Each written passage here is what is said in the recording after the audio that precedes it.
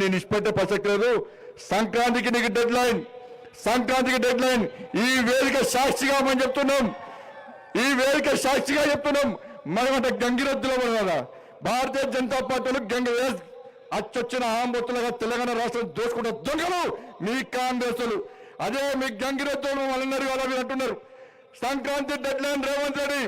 సంక్రాంతి తర్వాత ఏ ఒక్క కాంగ్రెస్ పార్టీ నాయకుని రోడ్ల మీద తిరగడం, ప్రతి గల్లీలో పరిశీలిస్తాం, ప్రతి వీధిలో పరిశీలిస్తాం, ప్రతి గ్రామంలో పరిశీలిస్తాం, ప్రతి మండలంలో పరిశీలిస్తాం. రైతులకు ఇచ్చిన హామీలను నెరవేర్చాల్సిన బాధ్యత నీది.